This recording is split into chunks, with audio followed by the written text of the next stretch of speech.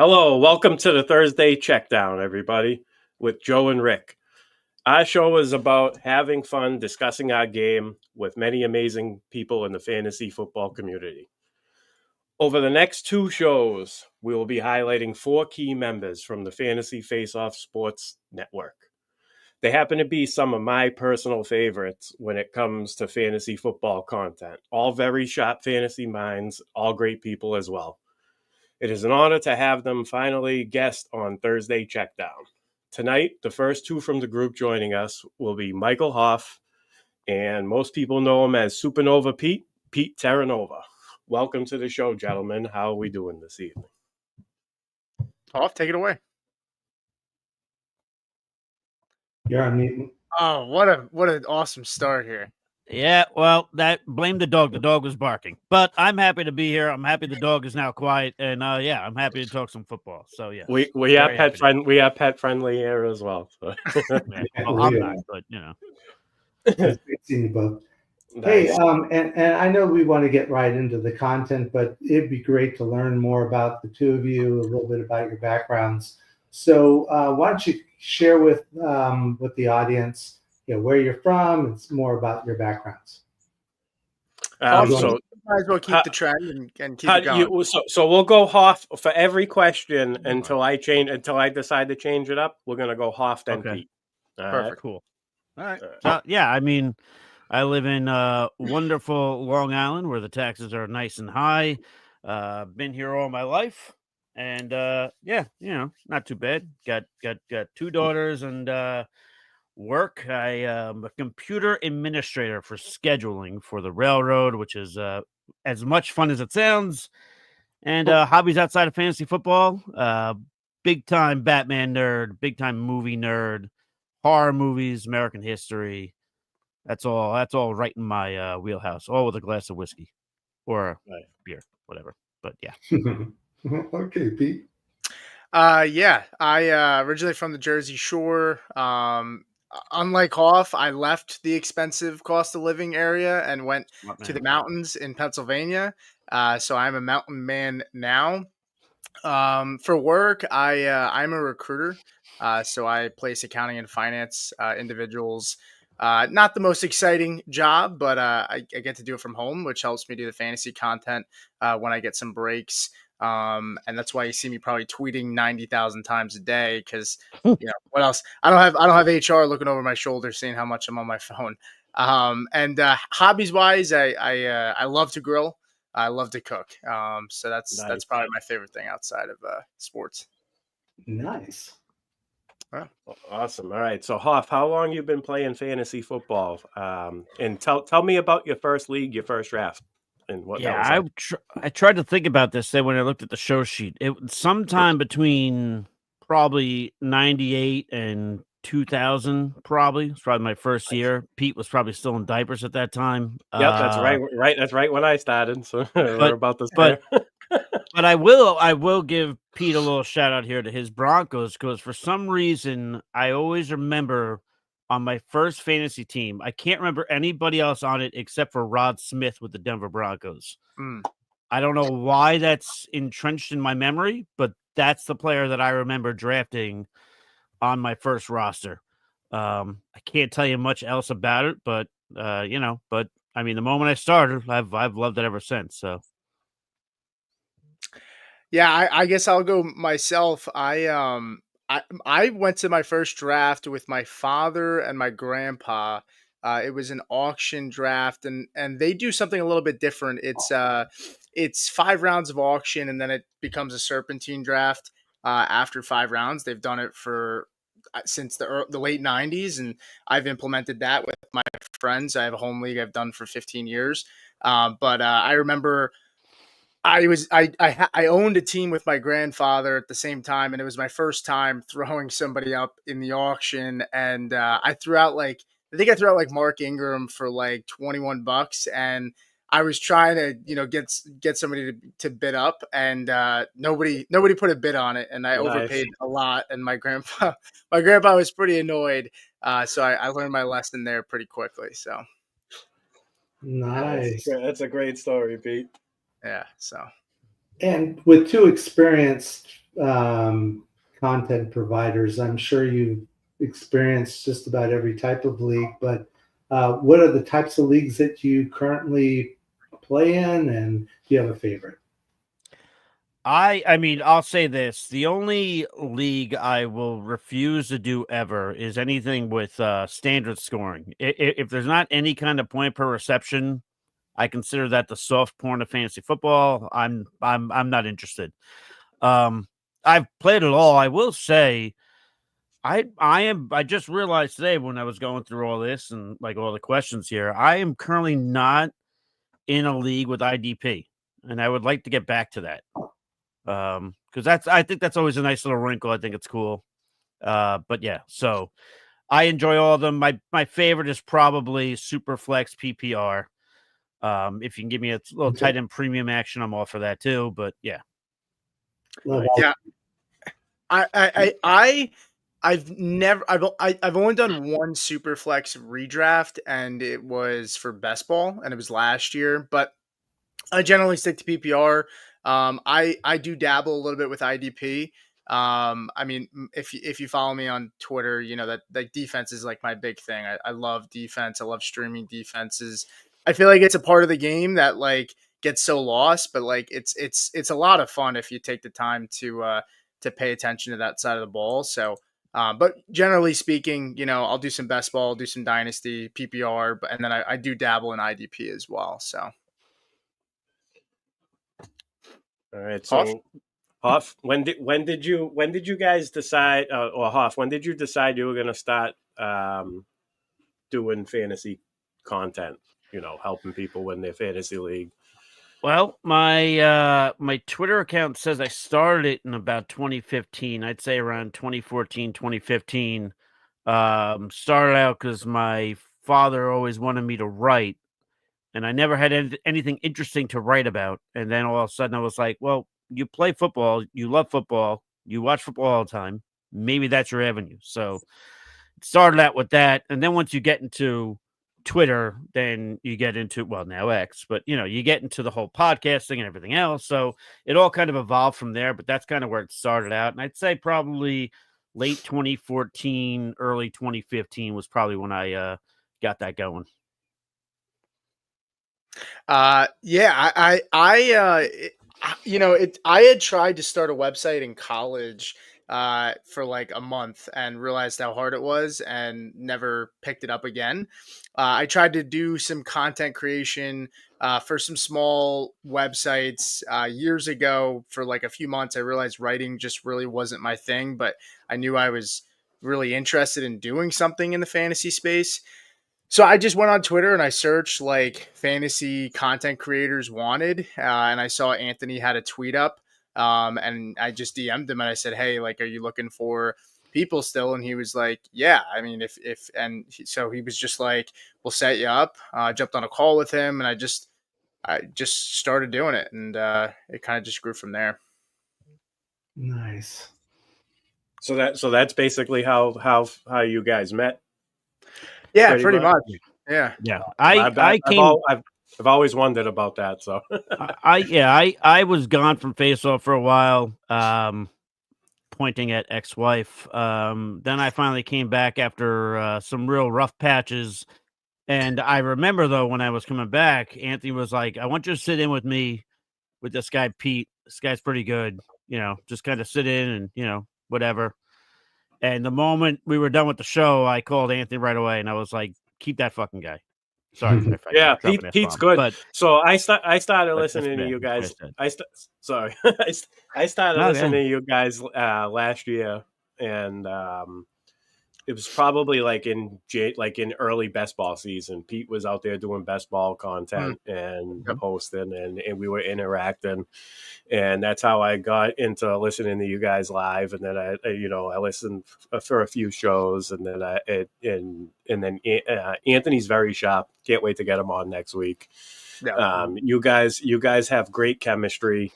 It's not all about fantasy football content. You guys are out there having a good conversation and having a good time with each other. You interact with the chat. By the way, shout out to the chat. Sniper Mel, thank you for joining us. I saw my wife in there.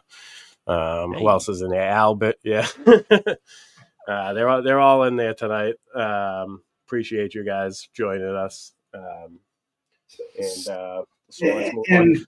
Go ahead, Rick. Michael knows that I've probably been following for a number of years now, at least from a watcher and a follower, a Twitter follower of the Fantasy Faceoff. What led you to start? I mean, how long ago did you start doing it, and what led you to starting up the FF Faceoff? The FF Faceoff started with me and Anthony Servino were writing for Gridiron Experts. At the time, they were trying to create their own network of podcasts. And it was just kind of one of those group chats where it said, all right, just go find a partner and just start talking. And me and Anthony started talking because we both love, we like wrestling now, but we liked old school wrestling. We talk about 80s and 90s and all that stuff. And then start talking about ideas. And we were like, well, what if we did a show where we kind of argued back and forth? And I said, I'm in, but I said, I'm never going to argue about something that I don't believe in. Like, I'm not going to make something up. I got to buy in. And so we started doing the show there. And then eventually we just branched out onto our own, and that's it. It's been that way ever since, pretty much, with a few bumps in the road. Throughout the years, I've watched the two of you, and it shows you how good you are at doing it, because there's times where I think that you want to tear each other apart. So we're pretty good at it. Well, if you bring up Frank Gore, that really gets Hauff going. If you say he's not a Hall of Famer, that's usually the go-to for Anthony. It's a signed Frank Gore jersey over there. Frank Gore is a Hall of Famer. He won't be next year though, because the class coming in is too strong. So he won't be next year, but he'll get in there eventually. Let's not get to make this a Frank Gore rally. Let's. You brought it up. You brought it up. It's also they have a lot of love for each other, right? Didn't Anthony surprise you with a George Kittle guest appearance at one point? Anthony organized that. I still to this day don't know how the hell he did that. That was the off season before Kittle broke out. And then that was to the point where I got home from work and I left my Mac charger at work.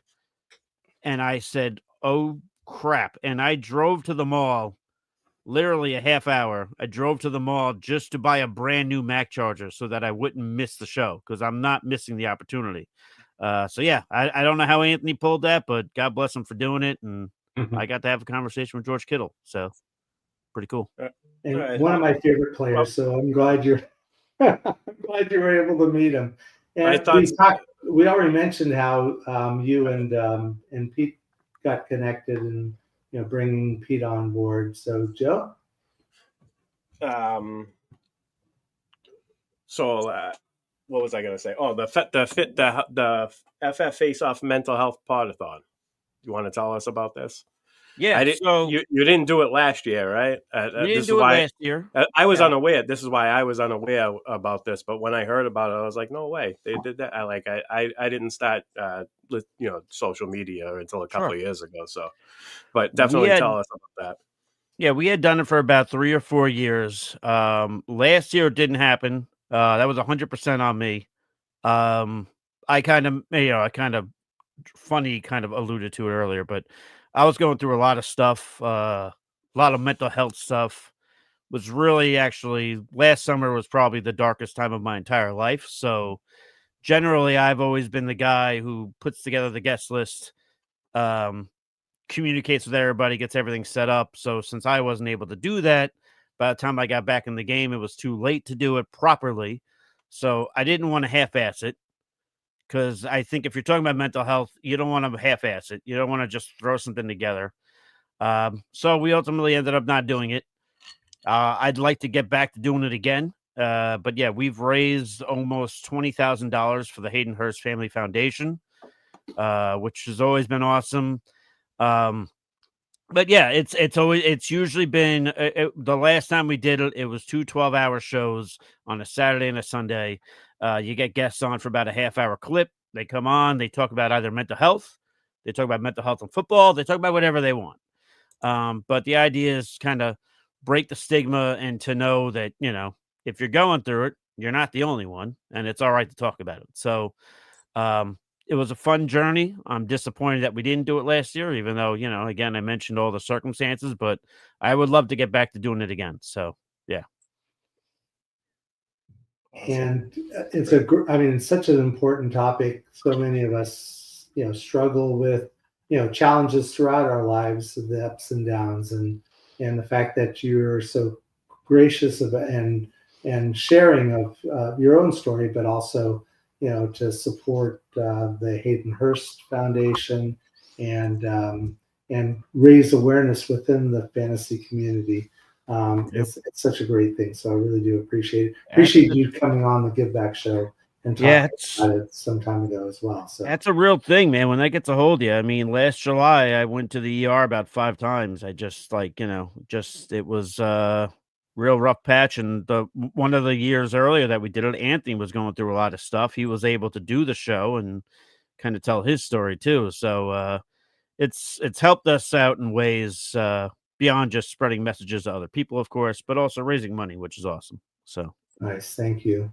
And one of the things that's going on right now in talking about charity and raising awareness is the Scott Fish Bowl. Everybody associates charity leagues with Scott, and for a great reason. You both are in or going to be doing the Scott Fish Bowl, doing live drafts. Yeah, no, I'm in. I am in. I am in the New York live draft. Be my 3rd year live in New York, 9th year doing SFB, which sounds crazy. And I will be joining the Mets division, which, by the way, Pete, before I kick it to you, I'll just remind you that they are in 1st place in the NL East. There you go. Yeah. And Pete. Yeah. I will. Yeah, I'm going to be there. So last year was my first year getting in. It was cool because it happened to be the year that I started doing content. I had tried to get into it a couple years back, but I just never had been able to get a chance to. And last year was the first time, which was pretty cool. I drafted in Philly. I met a lot of cool people I really went down there by myself. I didn't really know anybody, which is always kind of a little bit of an unsettling thing, right? Yeah. And it's like an hour and a half drive for me. And so, but really cool people, really awesome time. And Hauff was actually going to come down, but he had some stuff going on, but Hauff New York. Yeah. Well, New York was the day before, and then Philly was the day after, which happens to be the same thing this year. So we're going to see if maybe he can come. I'm committed to it. I'm doing it. Yeah. So we'll see. Hopefully we might make a day out of it. It'll be cool. So, but it was a great time, and I'm excited to do it again for sure. So what about welcome to both of you. If you want to go to the Houston live draft, get out of my range. Love to have you both either as drafters or as just showing up and. That's what I'm saying. I would love to show up, Rick, but that's across the country. It's a bit of a hike.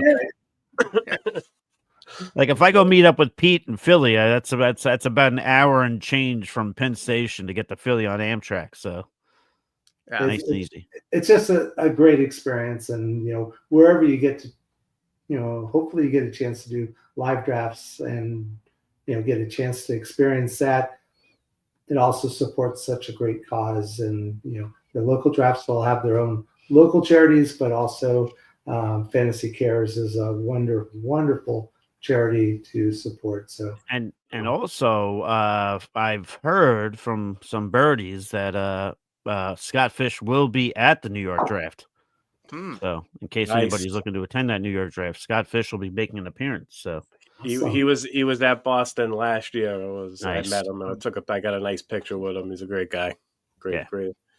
He tries to get to almost like he travels all around. That's like a tiring week for him. When I saw him, I was like, geez, you look beat to shreds. And he was just sitting in the chair, and he goes, you don't even know. He's like, are you enjoying the draft? I was like, yep. I was like, the draft is like my least concern. I keep getting yelled at for it's my turn. Like I was going around talking to people and everything, But so Fantasy Football Expo. you guys been before, and are you going this year? Tell us about some experiences if you have been there. I'm going for my first time this year, so I want nice. give me some insights. Give me some insights. Well, you're in luck. So as it stands today, me and Hauff will be carpooling up there.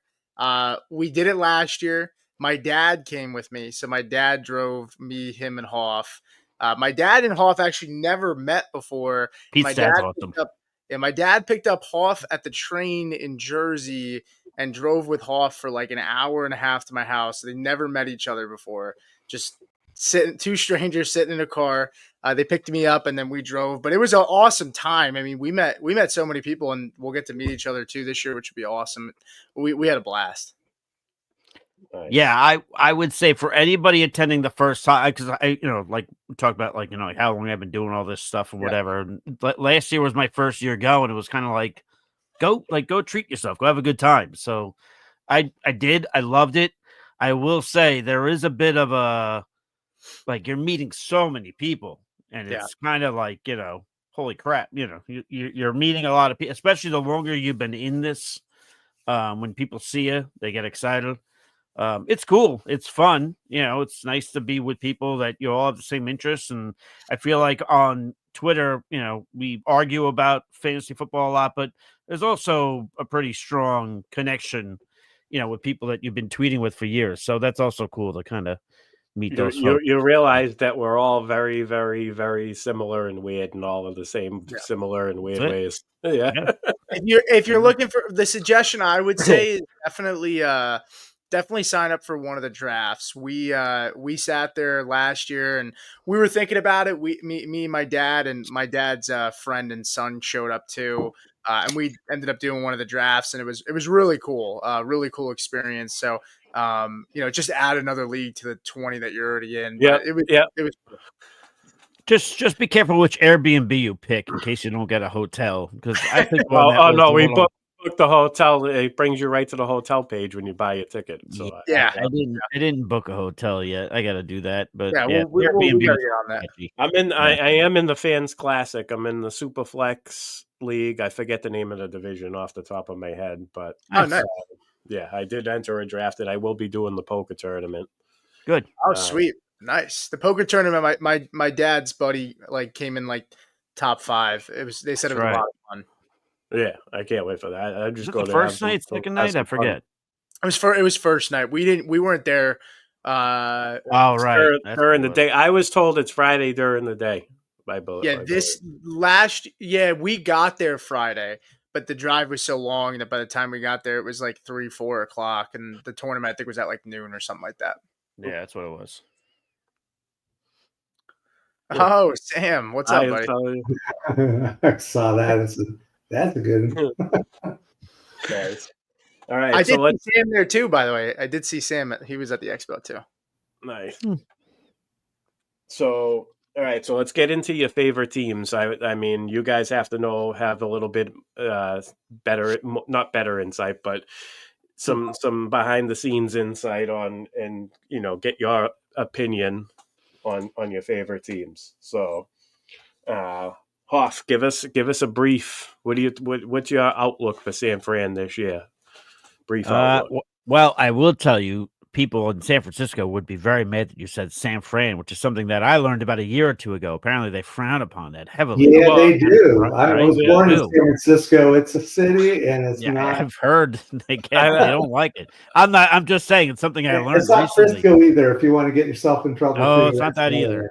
Cisco, yeah. No. I listen. Obviously, last year was a nightmare. Everything that could go wrong would go wrong. Did go wrong. I will say, as optimistic as I am about them, I am surprised that, and I forget when the odds first opened up for the division, they were favored to still win the division, and I think the Rams personally should be favored to win the division. I agree. I could see the Niners winning the West. The schedule for the NFC West is very easy this year. We play the AFC South, the NFC South. The 49ers play the Giants too. That's going to help matters. So I think there's an avenue for them to finish first. I think they'll definitely make the playoffs. I'd be surprised if they don't. You got everybody healthy now. The big thing with the Niners, they didn't address it during the NFL draft all that much. Offensive line. They committed to defense, which needed to be done, but when you have as many holes to fill as the Niners did, which was uncharacteristic of the last few years, something's going to fall by the wayside. So I'm a little concerned about offensive line, but I think they can either finish in first or get the wild card, one of the top wild card spots. The West is going to be a good division this year, though. I could see 3 teams winning 10 games in that division this year. So it'll be fun / nauseating. Buy CMC a golf cart. Listen, hey, if it keeps CMC upright when he's got to play football, fine. Screw it. I will pitch in on the golf cart. Fine. But yeah, so cautiously optimistic that things go well. Happy to have Robert Saleh back in the building. And yeah, definitely. We'll see how it goes. All right. So are you in on early second round CMC for redraft? I am. Listen, I'm in enough leagues or best ball drafts. I tweeted last night. What was it, like 26 best ball drafts I've already done. In some of them, yeah, I'll take CMC. In some of them, I won't. It's all a matter of if the only question mark with CMC is will he stay healthy? Which I'm gonna just say he can. But he could just as easily not. But I will buy into him, especially at that price. I've seen him go a lot around 110 or early second round. I'd take him there. Me and Pete mentioned earlier, we did a best ball draft last night. I think he went 1-8, I think, if I'm not mistaken, Pete, or somewhere around there. I haven't seen him go that early. That was one of the earlier spots. I usually see him go 110 or early second round. I'll take him there, sure. And wide receivers, and of course, there's Debo's no longer there, but sure. They've got Ayuk and they've got Jennings.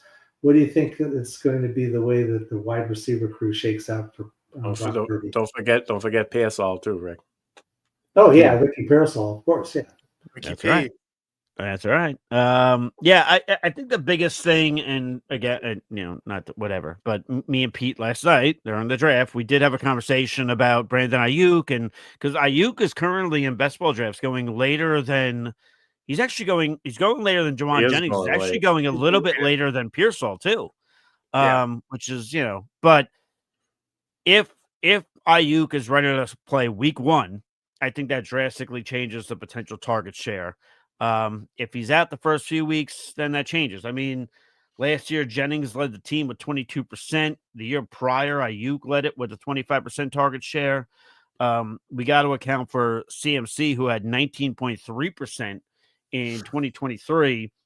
2024, obviously, with CMC out, the leader in the clubhouse in terms of the backfield and target percentage was Kyle Juszczyk with 6%.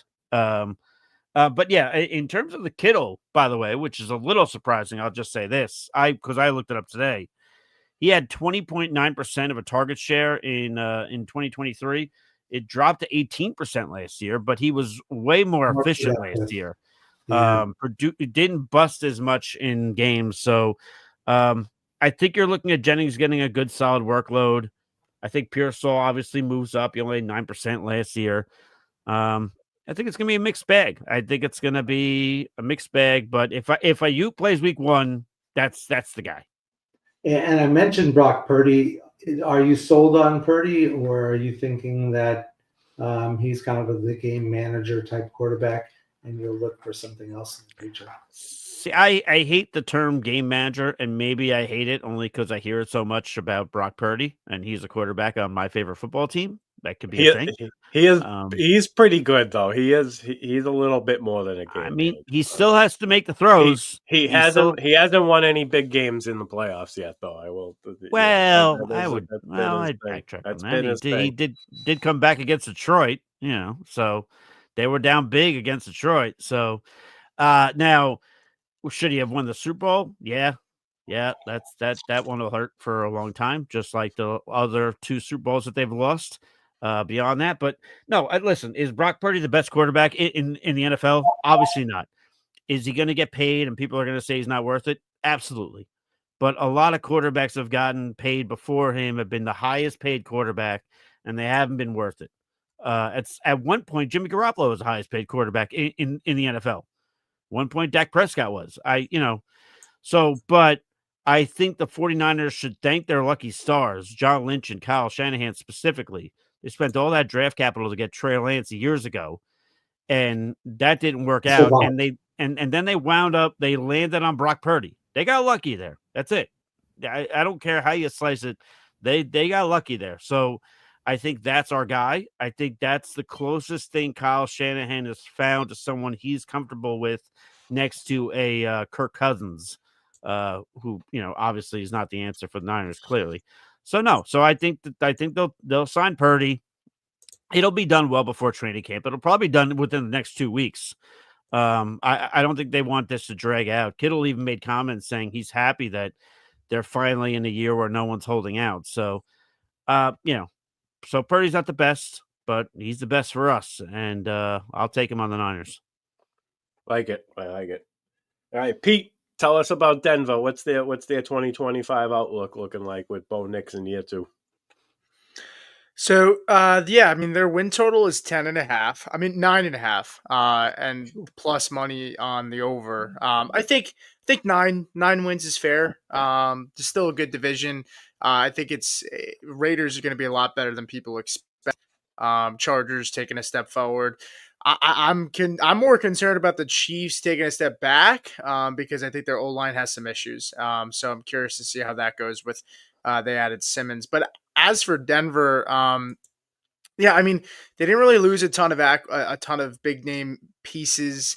They really retained most of their top talent. Overall, looks like they finally addressed the running back room, which is nice. I would have liked to see them maybe add a veteran. They're putting a lot of eggs in the Estime, Jaleel, and Harvey basket.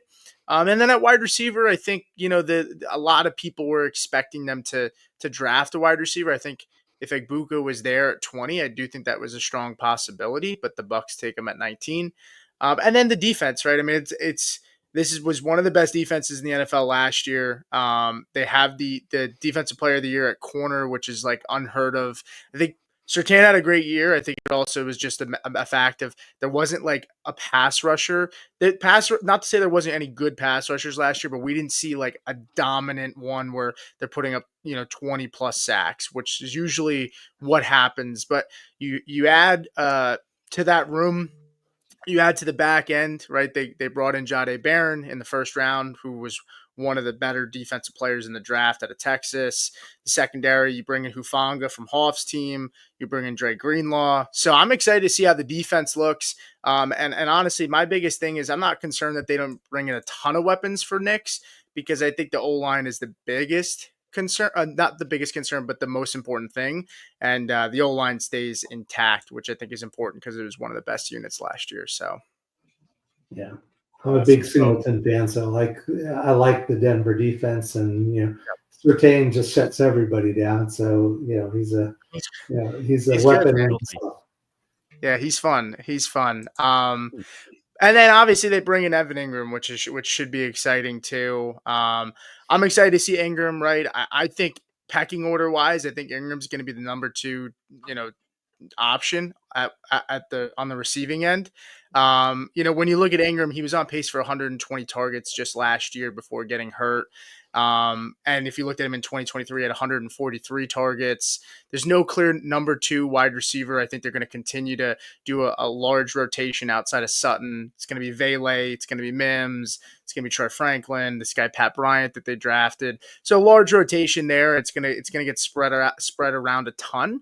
And honestly, I wouldn't sleep too much on Marvin Mims. I wouldn't be drafting him as much in redraft, but I liked him last year in best ball. He didn't pan out until the end of the season, but he was 4th in yards per route run last year and was a top 10 separator. So maybe he takes a step forward too.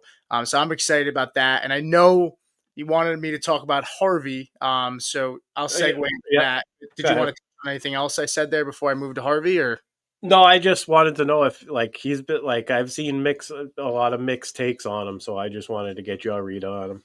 Yeah, so when you think about Sean Payton, he's drafted only 3 running backs in the top 100. It's Reggie Bush, Mark Ingram, and Alvin Kamara. They take Harvey in the second round, and I loved Harvey coming out. I just didn't think he'd get round 2 capital. So the fact that he spent that capital on him, I think speaks volumes, and it's low competition for him. This is the RB 30 right now in best ball drafts. And the running back room had 117 targets to it, which was 5th most last year. And the year before, they had 154 targets, which is the most in the NFL. Sean Payton offenses, they love to target the running back position. And there's really not a lot of competition. I mean, Audric Estime was benched in the playoffs. They didn't even suit him up. He was a healthy scratch in the Bills game. So if that's the RB possibly 2, I don't see it. So I think it's high risk, high reward. He's an explosive back who's going to have a high floor with those receptions. And at RB 30, it's hard to not take a chance on him. I'll definitely have some exposure for sure. Yeah, I love the Bryant pick as the Sutton replacement. We've mentioned Bo Nix, and obviously, what are your thoughts on him going forward into his second year? Yeah, I will say that I wasn't expecting it. I was not as low as some other people were on him. I think the biggest thing for Nix is the biggest thing for him to grow is going to be protection, right? Like, he was not nearly as good when he was under duress. I think the good thing is that he's got a good offensive line. So if that offensive line can continue to stay healthy and protect him, I expect him to continue to take steps forward. And for fantasy, I mean, I'm excited for him too. I mean, he's pretty cheap. He's like the quarterback 12 to 15 range, and he had a lot of top 8 weeks last year. But I'm excited overall. I mean, it's hard not to be excited when Denver hasn't had a quarterback since Peyton that had anything to him. So yeah, I mean, I'm glad it's not Joe Flacco or Case Keenum back there like we had to see, for the last couple of years. So nice. All right, so we know that there were a couple of significant moves that happened this week. George Pickens was traded to Dallas, and Gabe Davis was released by the Jaguars. So my thoughts on Gabe Davis being released is that it whales up for Travis Hunter and Brian Thomas and even Brenton Strange. I'll throw in there. I'm in on him as well. And but George Pickens, I want to get your guys' thoughts on Pickens and with the Cowboys. Pete can go first for this one. I'll mix it up. Yeah, I think it's good for football. I think the biggest winner is Dak Prescott. I don't think it really hurts Lamb. I think it could help Lamb. I mean, I don't think Lamb can move into the slot more, which should be helpful for him to get just better quality targets there. And for Pickens, I see him as a volatile wide receiver 3 in fantasy. I think it's a good move for his career. I don't know if he'll stay in Dallas because they have a tough time retaining talent anyway, and he's on a contract year. And I think they get a compensatory 3 if he does walk. But overall, I think it was a good move for both sides. And Jerry said he's all in, so this is the only move he's been all in on the last 2 years, but I thought it was a good risk. Definitely not running back, sure. Has anybody ever said Jerry Jones is all in with a straight face? I don't think anyone's been able to finish that. Jerry Jones will say he's all in every year. Maybe only his wife. That's maybe about it. All right. Ooh. All right. I'll take it. And she takes it. Anyway. All right. Anyway, I will say Pickens, I noticed as of yesterday, he was the 77th player taken off the board. As of this morning, he's gone up to 70. So it's already risen 7 spots. I'm curious to see. That's my only thing with him is I'm curious to see where the draft cost goes. I don't think it's going to go much higher than that. It shouldn't. What I think, interesting, that ADP is best ball on Underdog. If you look at the 3 wide receivers going in front of him right now, it's Deebo Samuel, Jawan Jennings, Jerry Jeudy. 3 wide receivers going after him, Jacoby Myers, Matthew Golden, Stephon Diggs. So it's not a terrible spot. I agree with everything Pete said in terms of I think it's good for Dak Prescott. I think it's good for CeeDee Lamb. yeah, I don't know if Pickens sticks around there in Dallas, but it's not a terrible move. We'll see what happens. To me, it's all going to be around the cost at the time that I'm drafting if I take him or not. If it gets too high, I'm out. But right now, it looks about right. So I'm guessing you guys are already starting up your drafts, and I know I'm in a bunch of drafts right now. Why don't we go ahead and get both of your thoughts on one player in each round, then in the first 4 rounds of a rookie draft that you've been targeting or plan to target, or have already taken, or have already taken. Sure, yeah. Yeah. So just give us one player, and then we'll move right into the 2025 redraft. Pete. Can you just go back to the question just for I'm sorry. So go ahead, Rick. No, go ahead. So what I wrote the question, so I figured I'd explain it. I mean, give us one player from each round, from the first 4 rounds of any of your rookie drafts that you've taken or that you're in on. So like one player from round 1, one player from round 2. Yeah. I mean, round 1, I'm all in on the Harvey hype. I'm fine taking him in the back of the first. I'm all about swinging on upside. I know there's risk involved with the age, but I'm cool with that. Round 2, I've actually probably overpaid and taken Terrence Ferguson at the back of round 2 from the Rams. I just didn't want to miss him. Yeah, I just didn't want to miss out on him. I mean, I'm a big believer, and sometimes you just got to get your guy. And so there was a couple times I just didn't have a third, and I just said I'm just going to take him. I really like the spot there. In the third, I've gone a couple of different ways. I like taking Arroyo from Seattle too. That's usually where I like to target running backs and tight ends, is that third round. And in the fourth round, I target Pat Bryant a couple of times. I'll get Kyle Williams in the third sometimes too, but in the fourth, it's usually Pat Bryant or maybe even Devin Neal from the Saints if he slips to that fourth round. What about you, Hauff? Yeah, same thing with the first round. I'm in on Harvey as well. I said to Pete, and I had put out shows on Faceoff where, like, when free agency was starting, I wanted Najee Harris to go there. I wanted, because Denver right there, they got a rookie contract with the quarterback. You bring in a running back like that, they need a running back, like Pete alluded to several times. So RJ Harvey is definitely a guy that I'm leaning towards. In terms of second round, it's early second round, but I mean, Trey Harris is a guy that I like quite a bit. Drafted in the second round by the Chargers, bigger body than Ladd McConkey. The competition there is not steep. You got Mike Williams there. I'm not really worried about that all that much. Third round, I don't know if he's going in the third round, but Jack Beck. Beck is a guy that I like a lot. Yeah, he's going in the second round because I'm drafting him. Yeah, it's just to me, it's similar. Not well. It's actually better off than with the Chargers in terms of that position there. The competition at the position is damn near dormant there in Las Vegas. I think that's a real opportunity for him to go ahead and get a ton of targets. I mean, outside of that, you talk about fourth round, maybe a Jaden Blue, perhaps. I mean, I'm curious to see what the heck happens with that Cowboys backfield. I know a lot of people are talking about what's going on, obviously, with Pickens being there, CeeDee Lamb being there. All of that should maybe help generate some of the running game. So I'm curious to see how that shakes out. But that's kind of where I'm leaning on a lot of those. Nice.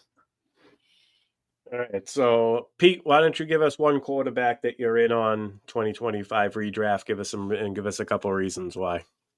Well, you'll like this one. It's Drake May. For me, I mean, May quarterback 15. They improved the offensive line. They had Campbell. They had Morgan Moses. They even had Bradbury from the Vikings, which I mean, Mike Vikings fans will tell you, they're glad they got rid of him. But either way, they've shown signs of improving this offense. They added Diggs. They added Henderson. They added Williams. And he's a 10th round player right now. And to me, there's so many quarterbacks in the back, towards the back end in the teens, early to middle teens that like have rushing upside that I'm very much in on taking chances on. And with mobile quarterbacks, that's I mean, it just raises the floor. And with May, I mean, he had 17.35 points per game in all of the games that he played full games for. So he played a little bit on the Jets game. I don't count that. He didn't play the full game in Buffalo, so I didn't count that either. But he was also a QB1 4 times. So to me, Drake May improved offense with those legs, and one of my favorite, probably one of, if not my favorite quarterbacks in last year's draft. So I'm in on him at his cost for sure. You know, I like that. Hauff, Hauff, what about you?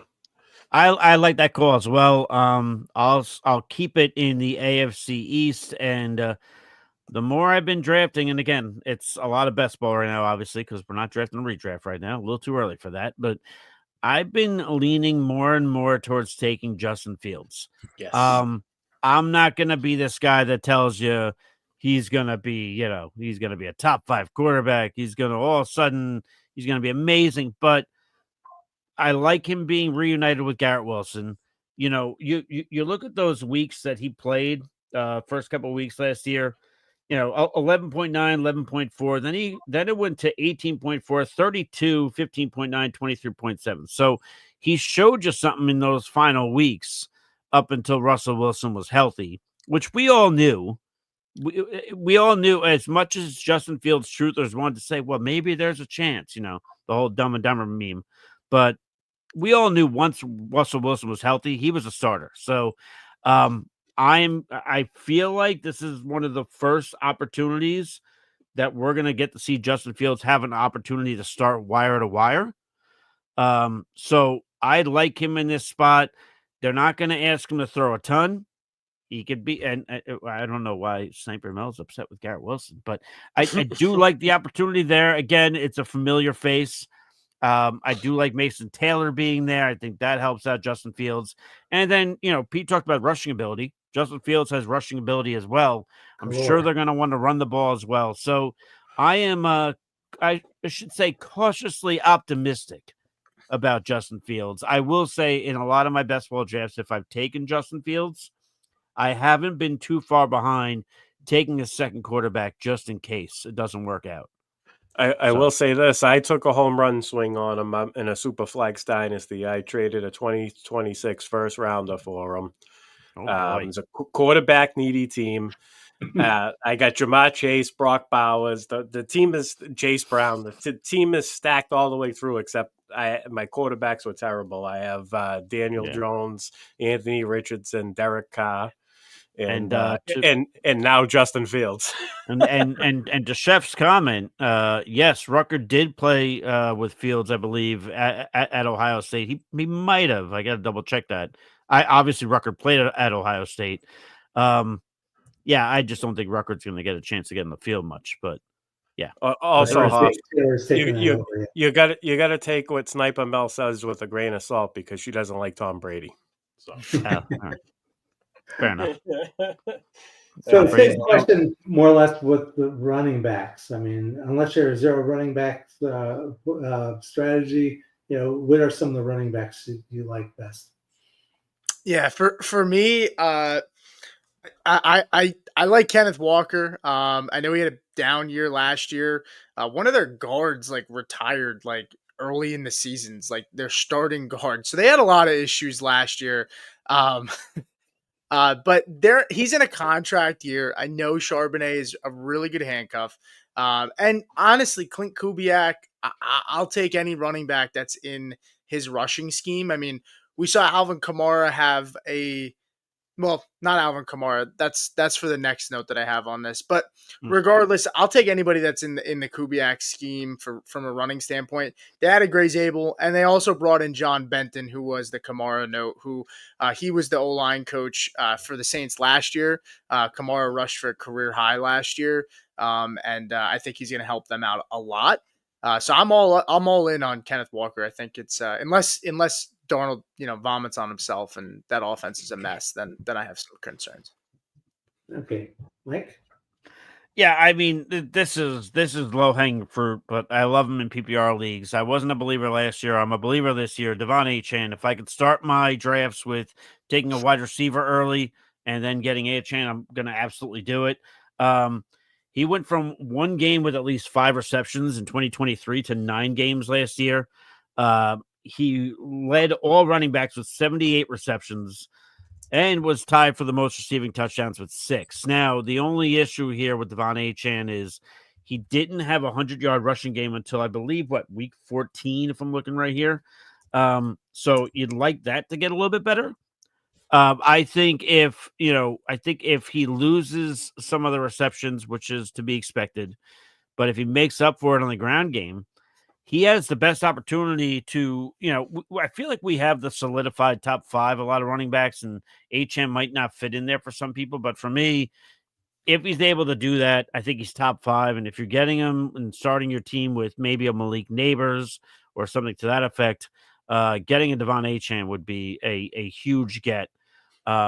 He proved me wrong last year. Guy stayed healthy, caught passes. So, all right, Pete. You got to get out of here soon, right? I can go over. I already let them know, so we're good to keep going. Don't worry about it. All right. So then let's move into wide receivers. Give us a wide receiver or two that you're in on this year. So this is gonna sound gross, but I really like Josh Downs. I don't like pairing anybody up with Anthony Richardson, so I get it. But gross.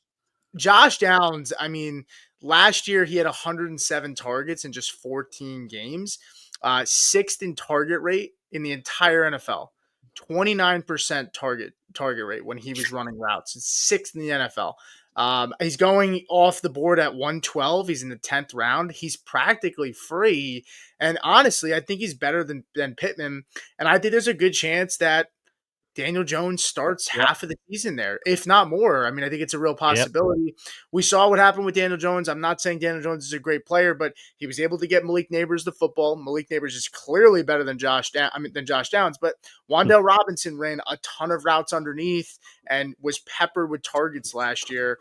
I think Josh Downs is a really good value, so I'm in on him. And then I'm actually kind of in on Marv. A little bit too. I know it's I think people are a little blowing it out of proportion from last year. He had he had over 800 yards and he had a good. I just think that people were drafting him so high, including myself. I took him a couple places. I drank the Kool-Aid, and I just think that, if we drafted him where Tet's going this year and Travis Hunter's going this year, which is like kind of 30-40 range in terms of total ADP, you'd be fine with that return because you would have probably got Marvin as like a wide receiver too. And honestly, like Kyler Murray got the ball out of his hands the quickest in the NFL last year. I just think there wasn't a lot of time for Marv to set up his routes, and I think they're gonna try to set up that chemistry more. They have to, and they were pretty successful when Kyler actually did get to his second read. They connected on like 85% of their passes, I think. So I'll take Marv as the wide receiver 17. I'm definitely going to own him as my wide receiver 2 in a couple of leagues for sure. I like that call, Pete. That one online challenge I did the other night. I had the 3. I was picking from the 3 spot, 3rd round reversal, and I took him right there. I pushed him up and took him at the back end of the 2nd round because I knew I wasn't getting him back. I started with Bijan, so I started Bijan and Marvin Harrison, and I was happy about it. Like I was like, it was a little bit of a reach, but that's that spot where like 3rd round reversal, you're not getting another pick. Yeah, I think the key to that is he was the best wide receiver. Actually, it was him. It was between him and Devontae Adams, I think, and I took him. So yeah, and I think Rick said it too.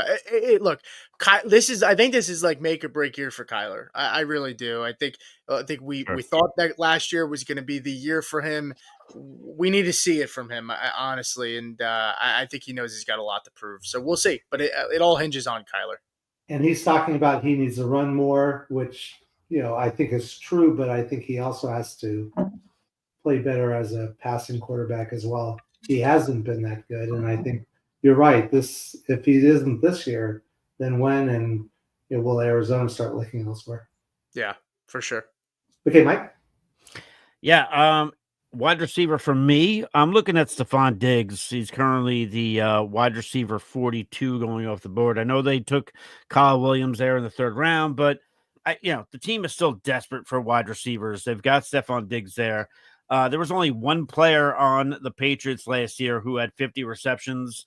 No one had more than 3 touchdowns. Stephon Diggs had 3 touchdowns playing in just 8 games. And in terms of PPR, he scored more than 10 points in 6 out of his 8 games. So I don't think this is like a wash sort of thing. I think it's a let's see how his knee recovers, which I'm not going to act like a health expert here, but from a lot of people that I've read stuff on, there's less question marks for Stephon Diggs to be ready week 1 than there is, say, a Brandon Ayuk.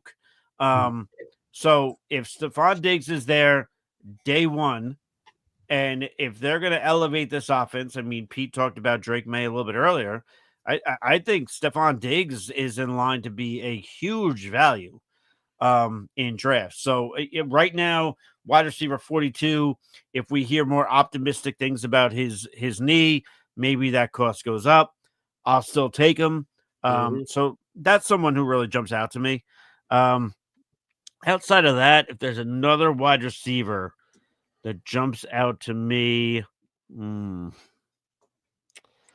I mean, if you're in PPR leagues, I do dig Ricky Pearsall. I don't love right now that he's going ahead of Ayuk. That's a problem for me. That's got to fall. I'm hoping that we hear encouraging things about Ayuk. Pearsall falls. And if you're in PPR leagues and if you're looking for a depth piece, I think he could be a nice addition there. I mean, the guy came back from a gunshot wound and he did play well. He had a few weeks there where he was pretty much nowhere to be found. Everything I've read is that it wasn't a Kyle Shanahan doghouse issue, which a lot of wide receivers go to die a lot of times. That was almost a fate for Brandon Ayuk in his rookie year. But Pearsall's a guy I like, but I want to monitor where he falls. I think we got to keep that in mind as we're talking about this stuff now. There's going to be a big difference between right now and May 8th, and say SFB drafts. Like what? I think New York draft is July 19th. Philly is July 20th. I think ADPs can drastically change between now and then. That's a guy I would keep an eye on, but really Diggs is really the apple of my eye at the wide receiver 42, because I don't think he's going to really move up that much, even if we get encouraging reports on how his knee is doing. He was a value last year, and he was returning nice until he went down. He was. I mean, guy had over 20 points in week 1. So even the week he got hurt, he's still put up over 10 points. I think he went down late in the game, but he still had over 10 fantasy points. I definitely think he still has juice. I like that. I like the call off. Tight ends. Pete, give us a tight end you're in on for redraft. I don't know if I'd be my tight end 1, but I'm in on Mason Taylor, just taking a chance there. Just because the Jets really haven't added much to this room at wide receiver. It's Garrett Wilson. I'm not in love with Justin Fields, but Cole Kmet had a pretty decent year with him a couple of years back. And I really like Mason Taylor. Here's my tight end 3 coming out of this draft. I put Terrence Ferguson ahead of him once the draft happened. But I like Taylor. He's going pretty far in drafts. I'm willing to take a chance on him. And then I would throw out another guy too. It would be not Musgrave. I always get the two mixed up. Tucker Kraft. Yeah, I like Kraft too. He's tight end 13. I think my strategy this year is pushing tight ends. I'm not taking any guys that high unless McBride or Bowers slip, but Bowers is going to be too expensive. Maybe if McBride slips a little bit, I'll get some shares there. Hauff? Yeah, I don't feel like I could go through a podcast talking about tight ends without mentioning this guy's name. Otherwise, Pete would probably shove it up my rear because I never shut up about him. But Brenton Strange with the Jacksonville Jaguars is a guy I'm looking at. listen, I get it. People will say he's barely being drafted. Okay. But there is a contingency of people who punt tight end and maybe even almost like kickers, but not as extreme. You'll stream week to week. There is that opportunity. And I think if you get a guy like Brenton Strange, I mean, he's damn near, he's not even being drafted. Well, like round 15, 16. Pretty much round 15, round 14. But I look at Liam Cohen being offensive coordinator in the NFL. You look at Tyler Higbee in 2022, finished as a tight end 8, had 108 targets. Last year, Cade Otton, 2024, tight end 14, 87 targets. Cohen will deliver the ball to tight ends. They didn't address tight end in the draft, which I was ecstatic about. The 4-game stretch in which Evan Ingram was injured, Strange was a tight end 9 in one of those weeks, tight end 17. I like the opportunity here. He scored 9 or more fantasy points in 5 of those games that Evan Ingram was out. So I think this is a good spot here for Brenton Strange. I think he's a little bit of a diamond in the rough. Evan Ingram is now off to Pete's Broncos. Wish him all the best, and he's going to crush it. That's another guy I love, obviously. But Brenton Strange, if you're somebody who wants to punt tight end and see how it goes, that's a guy I would look at. I like it. Gabe Davis is gone now too, so yeah, we get that's added red zone targets for sure. Sure. All right. Let's see. Rick? Okay. Are there any players that you're purposely avoiding or fading? I got one. Go for it, Mike. I want to say it just so Pete doesn't say it first. Anthony Richardson. There is no world in which I'm drafting this guy. I don't want to, because there's still a contingency of people on Twitter that's, he's very talented. He hasn't gotten the opportunity. He's got rushing upside. Right. He's got rushing upside. Yes. Great. He's fantastic. Listen, he's the epitome of streaky. He hasn't thrown for, he hasn't surpassed 250 passing yards yet in his career. So at some point, when you're not even throwing for 250 yards, I don't care what your rushing upside is. At some point, that hurts. He's been very inconsistent. We know he's taken himself off the field. He delivered late in that one game in the second half, but I think it was against the Texans at home. He's been absolutely abysmal. I'm of the mindset. I know we were talking about Josh Downs earlier. I think Daniel Jones starts more games in 2025 than Anthony Richardson. Whether that's by injury, whether that's by the coach and the GM's feet are to the fire. And, people say, oh, well, they have to play him because they spent the draft capital. No, they have to save their job. And that's a winnable division. So if you put a more capable quarterback in there, Daniel Jones, and I get it, you're picking your poison. Daniel Jones is not Joe Montana. I think he starts more games. The time to take an opportunity on Anthony Richardson was last year. I get it. I had him in a few best ball lineups. I didn't take him in redraft, but I got what people were saying. The potential was there. We saw more of a sample size this year. It's not good. Anthony Richardson is talented for days. We've seen a lot of talented guys enter the league who haven't been able to cut it. Jamarcus Russell, to name one. Anthony Richardson's not that guy. And he'll probably be out of the NFL within the next 2 years. So I'm not drafting him under any circumstances. If I could mention one more guy, but this isn't so much hating on him, is that I'm kind of worried about it, is Chris Olave. I'm a little worried about the concussions. He's kind of entered the Tua conversation for me, where every time they go out there, I'm holding my breath. One wrong hit on that hit he took against the Panthers was gnarly. So I'm worried if that happens again, he could be out for his career. You have to start to worry about that. So he's one of my big fates, and not just injury issues, but also huge question marks about quarterback in New Orleans. Yeah, sure, but I mean, even if he stayed healthy with Kellen Moore there, I could get on board with that. But the concussions worry me quite a bit. So, which is why I like Rashid Shaheed a lot. But whatever. So those are two guys I would be avoiding. Nice. And Pete? Sorry, Pete, I jumped in front of you there. That's okay. One guy for me is Jonnu Smith.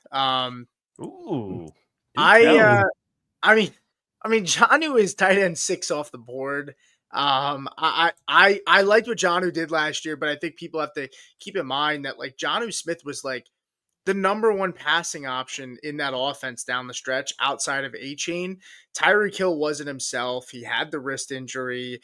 Jalen Waddle was banged up. Like, I just don't see a world where I like Jonnu Smith. I actually had a pizza bet where we do that on our show where if we disagree, we do like a little pizza bet. And I had a pizza bet that Jonnu would score 6 touchdowns last year before the season started. And I was right on that. But I just think tight end 6 is really expensive for him. You look at, I'm probably biased here, but like, I'd rather take Evan Ingram at his cost, who's going 40 spots below him. Like, no, I'd sign off on that. We've seen 1 year of Jonnu doing this where the 2 best players in the offense were not having good seasons. So I like Jonnu. It's just tight end 6 is a pretty expensive price, and I'm not paying that.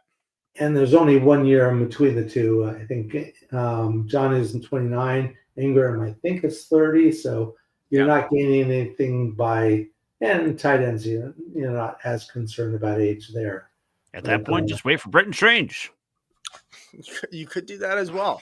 The other guy I'm fading, and it might not be the biggest fade, but I'm not touching Jordan Love. I talked about him a little bit today, but I worry about Jordan Love. I mean, he's quarterback 15, 16. I think if you take a young quarterback like Fields and you want to back him up with Love, that's fine. But I don't want Love as my starter. I worry just about the offense in general. I mean, he was he was a guy who, he has tons of accuracy issues. They play in a cold environment where it's a run first offense. They were 30th in pass plays per game last year, 29th in pace of play, and they play in a cold environment. And so they want to run the football. And to me, I think we saw a lot of what changed toward down the stretch was I think they were a little bit worried about Love, overexposing him. And he throws a lot of turnover worthy plays. He was 10th in interceptable balls last year. And they were also in very favorable game scripts. They were top 10 in favorable game scripts. It's a good defense. They love to run the football. They play really slow. So I'm not really buying Love, and I know Sniper Mel is probably a Packers fan, so maybe they don't like to hear that too much. But I like Jordan Love as a quarterback. I just don't love the scheme, and the defense is so good that I just don't expect him to be playing from behind a ton. And Jacobs is going to get a ton of volume again. They run the ball a lot. A lot. Yeah. Yep. Quick question about Trevor Lawrence, since you brought up Jordan Love. Lawrence gets a lot of controversy as well. Yeah. What are your thoughts on Trevor Lawrence? I think it's not that it's similar with Kyler. I actually put up a funny tweet, not a funny tweet, but we were talking in Hauff's in the chat where we were talking about who had a better peak, Blake Bortles or Trevor Lawrence. Here we go with this shit. And at this time in Lawrence's career, Bortles has had a higher peak. I mean, he took his team to the AFC Championship. I'm sure Joe knows it very well. They should have won that game against the Patriots and went to the Super Bowl. But there was obviously the blown play call, whatever. I don't want to go down the rabbit hole. But the point is, Lawrence rabbit hole, but you open the rabbit hole, but you don't want to go down it. But yeah, but you'll open it. Lawrence has had his issues. I think Liam Cohen, I'm excited. I think this offense is going to be much better. I will say that. I like Lawrence. I think he's just had a rough go of it. I think he's going to be much better this year. I'm in on him. I'm definitely in on Lawrence. I have Lawrence ranked 2 spots higher than Jordan Love, and I think we all just need to flush what we were told what Trevor Lawrence would be. Stop judging him on what we were told he would be. Let's judge him on what he is. I agree. I'm interested to see what he does. New head coach. Let's see what happens. Liam Cohen. I believe in Cohen, despite the fact that he can't say Duval to save his life. But so I'm in on Lawrence. and now with Travis Hunter as well. So That's true. It doesn't hurt. Brian Now, Thomas. I just gotta say this because I did make a joke yesterday. I think Joe took me serious. I said that that was sarcasm. I can't believe I missed sarcasm because I really like sarcasm, and I completely missed that one. I'm the Hauff. Can I tell you, I'm the king of sarcasm. I said when Gabe Davis got cut, I said I got to move Travis Hunter over Ted McMillan now in my rankings, and Joe was like, "Seriously?" I was like, "No." Speaking of tweets, Hauff, you posted a picture of Lemon Perfect. So that's one of my brand. That's one of my brand partners. I work for a beverage. Yeah, I got shirts. I have Lemon Perfect shirts. You want me to mail you some? Yeah, sure. Why not? They sent me.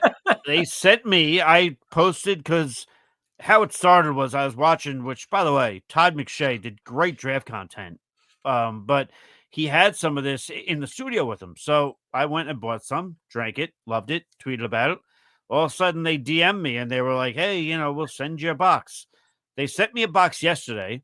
Then I get home to get ready to do this. There's another box outside. They sent me another box. Nice. The lemon one, the lemon one's refreshing. Yeah. So thank God there's 2 fridges. So because I am now stocked with Lemon Perfect. But yeah, pick some up. It's delicious. You guys can both do a promo together for him. I think we can. Yeah, man. We need the sponsor. Right? Nice. Listen, 0 sugar, organic lemon water. What's not to love? You guys want to keep going and talk draft strategy? Yeah. You're good. All right. Sure. All right. So, when you're approaching a draft, we'll start with Hauff. When you're approaching a draft, do you have a specific build do you prefer, or do you kind of just go with the flow and take what the draft gives you, or do you mix it up? Like, which do you have a plan going in, or what's your general strategy? Usually, I mean, it's like that whole thing with the boxer. It's like it's like you think you're ready until you get punched in the mouth. I don't mind walking in with a plan, right? But for example, if I'm picking, it's a lot easier to walk in with a plan if you're picking 1 or 2. Or 1, 2, or 3. But if you're picking, say, like 6, 7, yeah, let you gotta me wait. see what those first, because like in a lot of these best ball drafts, I think, and I'm sure Pete will comment. I think Pete said yesterday on the show that he's more likely to take a running back early. But like if I'm 6, 7, I'm taking a Malik Neighbors in that spot, and then loop around in the second round. I'll take an H-Chan. But I think it's a big thing is, I think it's funny. We always talk about this with the SFB draft. We always say, oh my God, the SFB draft is a completely different animal. Spoiler alert. All fantasy football drafts are a different animal because they're all different people drafting. They're all different formats. There's all different scoring. So I think it's definitely it's an easy answer, but it's a wait and see approach, and it's a reactionary. Because I think if you walk in with a plan, and if you're married to that plan, and things aren't going well that aren't conducive with your plan, you're going to draft a shit team because you're sticking with a plan you shouldn't. So, right. I'm a big fan of doing it on the fly. So that's what I've learned through God knows how many years of playing fantasy football. Pete? I'm kind of the same way. Jerry says, "What's up?" Jerry's Jerry? a good friend of our show as well. So nice to see him in here as well with you guys. But yeah, I'm similar to Hauff. I mean, I let the board dictate. I think the problem. I mean, sometimes you got to get your guy, but you also have to be fluid. I mean, sometimes you don't know the guys you're drafting with, and sometimes you do, right? I mean, I'm in a home league where I've been drafting with these guys for 14 years. I know one dude in an auction league gets Derrick Henry every year, and I can bid him up every single year. I know I'm never getting Derrick Henry in that league, right? So sometimes your league mates, you kind of can build a little bit of a strategy that way. But outside of that, you get some late sleepers. That's usually the best plan. But in the early rounds, it's usually fluid, and it's going to depend on what happens around you for sure for me. Yeah. And what about roster balance, or do you always just go for best player available, or does it depend? I thought, of course, yeah, good. Well, I talked to Hauff about this yesterday when we were playing best ball. I think I think I have gotten, especially in best ball, I have focused and worried, and I know Joe plays best ball too a lot, so he could probably relate. But I feel like I get so locked in on stacking players that I miss out on good value or really good players because I'm pushing to get a stack. I don't worry about stacks nearly as much. Maybe in best ball I do. But I try not to force it. No. But yeah, overall, in terms of build, I personally think there's a lot of wide receivers out there that are interchangeable that you can put in your flex that are going to be able to give you serviceable weeks. Where with running backs, it's really hard to find that. And so I think last year was a nice gut check of saying, hey, you know what, like this whole zero RB thing, it can work depending on your league and depending on how people draft. But overall, I'm trying to get at least one anchor running back in the first 2 rounds. And I'm not kicking that can down the road and missing out. So Definitely. And Hauff?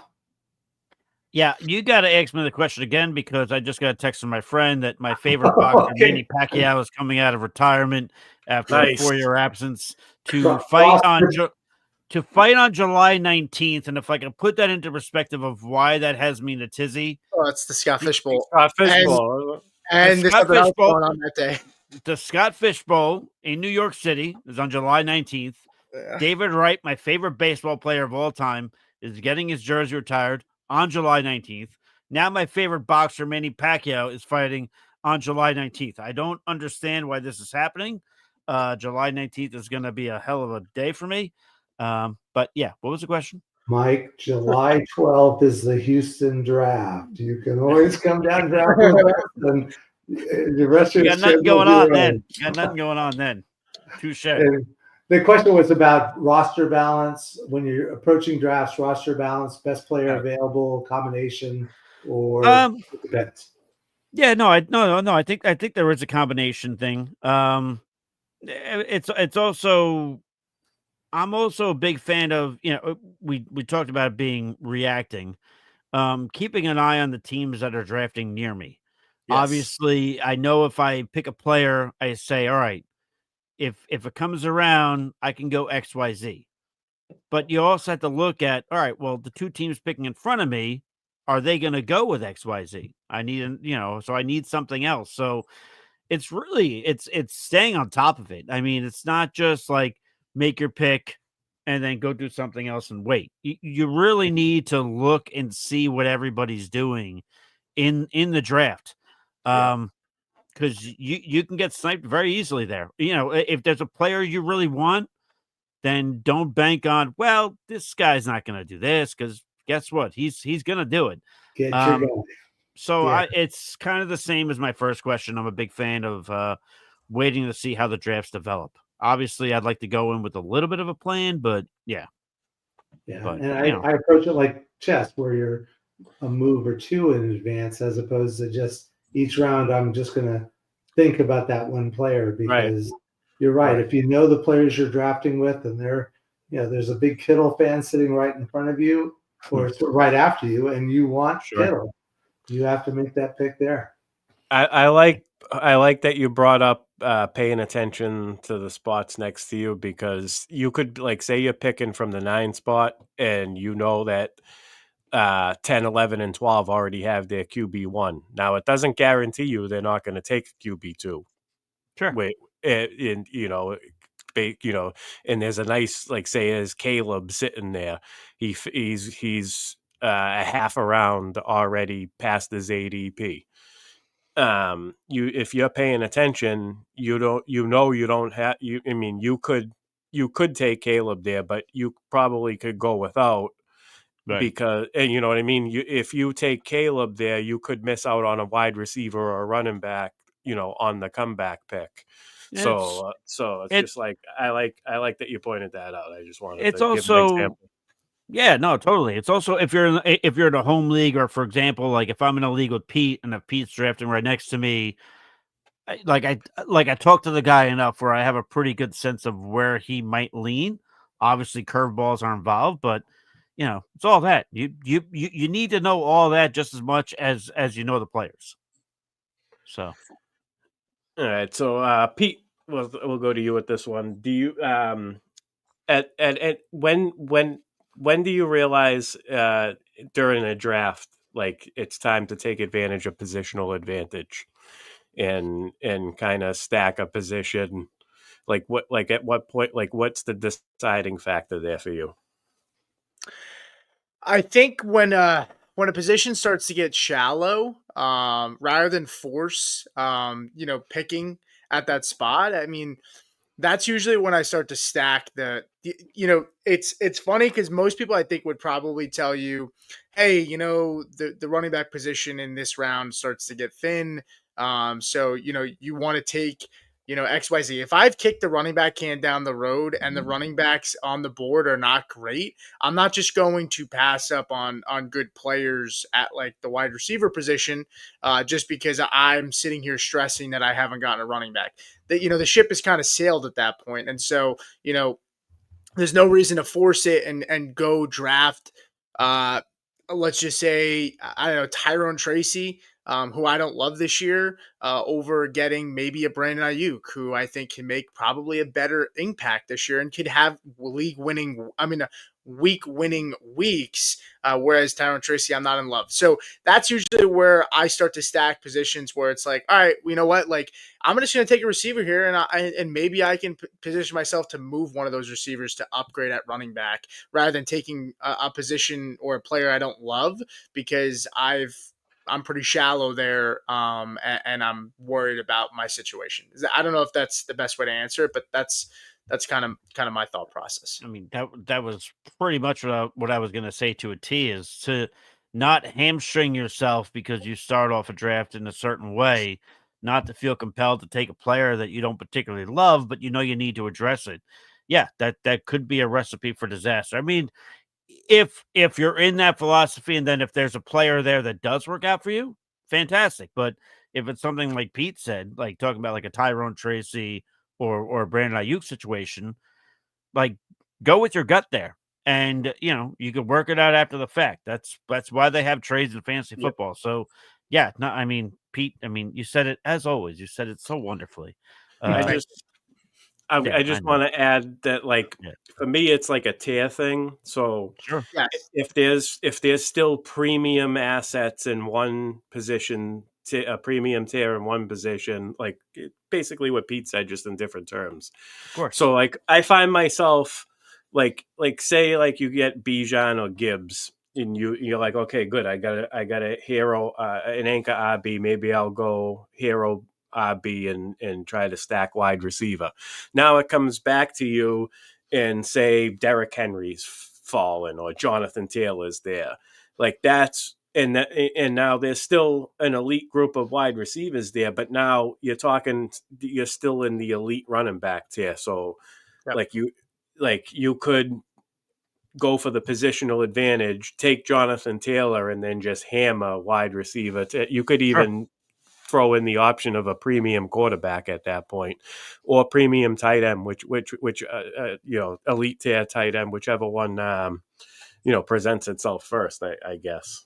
Yeah, well, I think tier setting. I mean, for some, it might be like some people might not feel like they can set up tiers, right? They're like, I don't even know where to start, right? But I think that's the best way to draft is tiers, because, like you said, I mean, it's so important to kind of know where you kind of feel about certain players, and you might be in tier 5 for wide receivers, but tier 7 in running backs, and it's like, am I going to dip into the running back position or continue to stack at wide receiver? And I think the comment about the elite quarterback thing is interesting too, because I've said this before in our show, but if Jaden Daniels is sitting there in the 4th round, am I taking Jaden Daniels or am I taking Devonta Smith? Well, Jaden Daniels is going to be a guy that's going to win me my weeks, where Devonta Smith is a good player, but I mean, yeah, like I'd rather go with Jaden Daniels, who's going to give me probably 3 to 4 to even possibly 5 points ahead of the average player at his position, where Devonta Smith is likely my wide receiver too, if that, right? And so then I'll take a chance on an elite quarterback too. If I miss out on the elite quarterbacks, then I'm usually kicking the quarterback can until the teens, and that's usually when I take a chance there. I will just quickly jump in. One of the best ways I think to learn about this now, and I get it, not every people have not everyone has the funds to do this, but I think the days of doing mock drafts are pretty much dead. I think the best way to learn where people are thinking, where people are leaning, where players are really going is by doing best ball drafts. People have money on the line there. DraftKings has $3 contest. We just did one yesterday. We did a live draft on there, but that gives you a perspective because people have money on the line. And I get it. Some people join and they're on autopilot and whatever. But for the most part, you get a lot more people that are engaged in a best ball draft than you would if you just go on to ESPN like we used to do back in the day. And, oh, let me just join a mock draft. And, no one would be like everyone's getting timed out. It'd be over in the second round. Yeah. Right. So, but I think that helps you. I think that helps you also get a real perspective on, hey, I might be thinking one thing, but a lot of people are leaning towards this guy. So I think that's a great way to kind of analyze a draft. I've learned so many things from doing best ball drafts with other people, whether it's Pete, whether it's a Tom, Dick, and Harry. You can learn something by doing those. So, and we started talking a little bit about quarterback, and again, most of the drafts I do are super flex. Most of mine are actually dynasty, so I'm looking at the rookies for the most part. But when like single redraft quarterback is completely different. When do you look at a quarterback and redraft versus super flex, which I'm sure you're doing it all first round? Yeah, I actually we also talked about Superflex yesterday.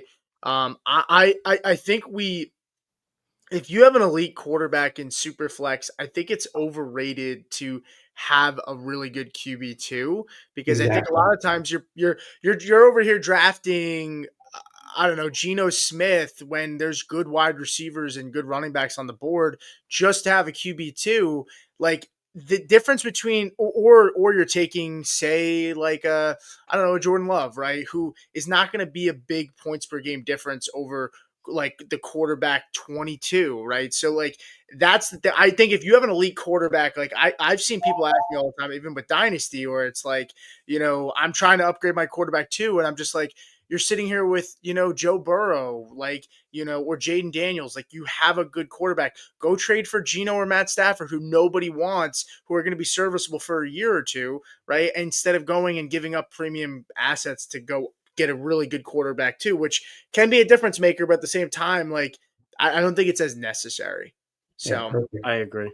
With that, Pete. Yeah, it's a great call. And if it's a one quarterback league, for example, I'm more than likely waiting on the position. Again, I'm in enough leagues where best ball and everything else where, yeah, I will take a quarter. Like Pete and I talked about this yesterday, like not taking a tight end too early. But if I'm in enough drafts, I'll take a tight end early. Like I took Kittle yesterday.